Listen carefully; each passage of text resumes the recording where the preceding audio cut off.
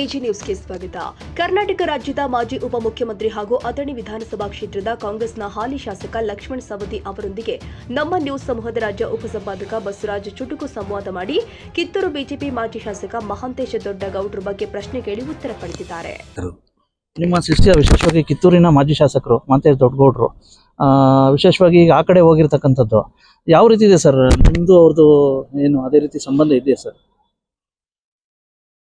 ಅವನ ಲಗ್ನನೂ ನಾನು ಮಾಡಿಸಿ ಸಂಬಂಧದ ಬಗ್ಗೆ ಪ್ರಶ್ನೆನೇ ಬರಲ್ಲ. ಹೌದು ಸರ್. ಒಟ್ಟಾರೆ ಅವ್ರ ಜೊತೆ ಇರ್ತೀರಾ? ರಾಜಕಾರಣನೇ ಬೇರೆ, ಮನವಿಯ ಸಂಬಂಧ. ನನ್ನ ಅತ್ಯಂತ ಆತ್ಮೀಯ ಗೆಳೆಯರು. ಹಾಂ ಸರ್. ಹಿಂದೂ ಗೆಳೆಯ, ಈಗೂ ಗೆಳೆಯ, ಮುಂದೂ ಗೆಳೆಯ. ಧನ್ಯವಾದಗಳು ಸರ್. ಒಟ್ಟಾರೆ ಗೊತ್ತಾಯ್ತಲ್ಲ.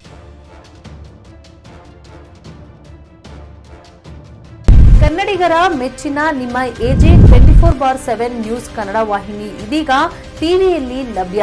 ಒಂದು ವೇಳೆ ನೋಟಿಸ್ ಕೊಟ್ಟಿದ್ರೆ ವಾಪಸ್ ತಗೋತೀವಿ. ಇವತ್ತು ವಕ್ಫ್ ಪ್ರಾಪರ್ಟಿ ಅಂತೇಳಿ ಬರ್ತದೆ ಅಂತ ಹೇಳಿದ್ರೆ ರೈತರು ಬೀದಿಗೆ ಬಂದ್ರೆ ಏನ್ ಮಾಡ್ಬೇಕಾಗತ್ತೆ? ಯಾರು ವೋಟ್ ಹಾಕಿಲ್ಲ ಅಂದ್ರೆ ಗ್ಯಾರಂಟಿನೆಲ್ಲ ಸ್ಟಾಪ್ ಮಾಡ್ಬಿಡ್ತೀವಿ.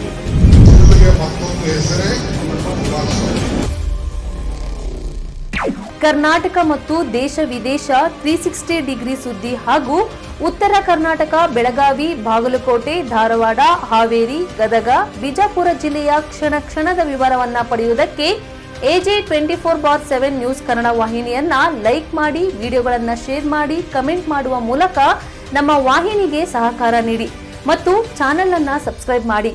ಧನ್ಯವಾದಗಳು.